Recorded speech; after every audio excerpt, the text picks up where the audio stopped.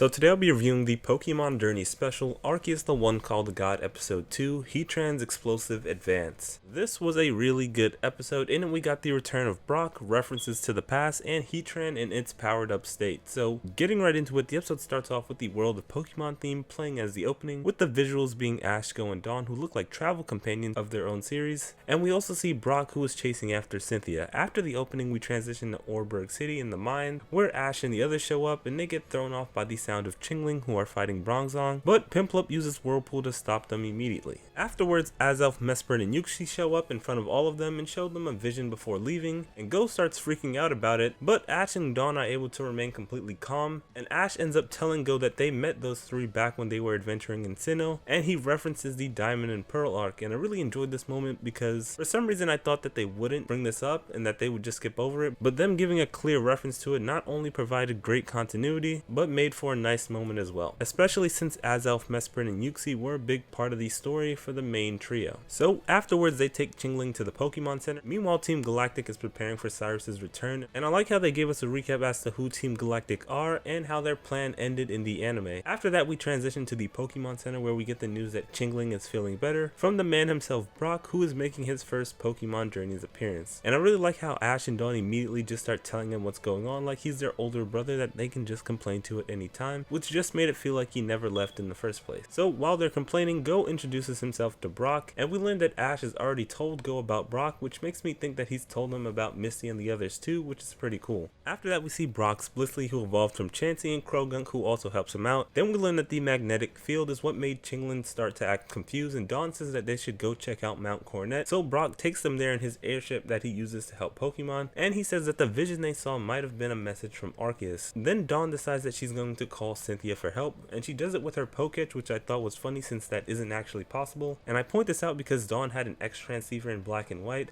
which obviously could do that, but they made the switch in the anime because of the games. After that we switch over to Team Galactic, who are using Heatran's Magma Storm in combination with the Fire Plate to open a gate with the energy generator, and they end up overloading the system to the point where Heatran is sent flying back by the power that it used, which leads to it losing control due to its ability Flash Fire, which powers it up after getting hit with fire type moves. So after Saturn loses control, Heatran ends up taking the Flame Plate, which takes its power to the next level because of its ability Flash Fire, leading to a new form in which it's engulfed in fire. So then we see Team Galactic and our team chase down Heatran, who is headed towards Spirit Pillar, and when they finally get in front of it, they decide that they want to use an all-out water type attack, but Brock tells them that the fire is too big and that a Pokemon battle isn't the solution, so they need to formulate a plan. And this is just one of the many reasons that I just like Brock so much, is because he's always trying to think things through and come up with a quick and rational decision.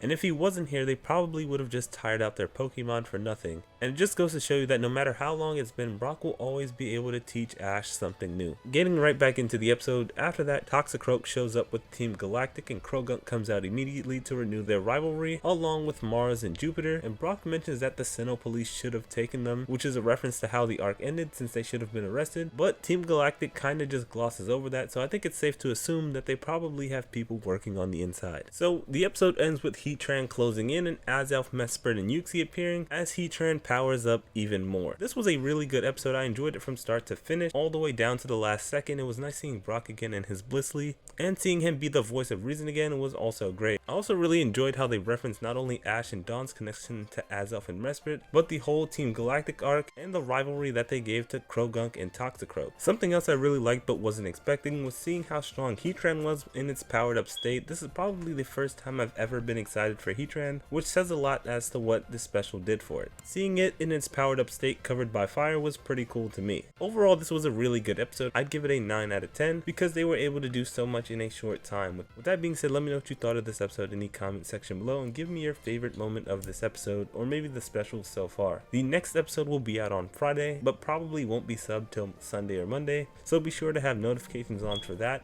and the weekly episode review. With that being said, thanks for watching and bye.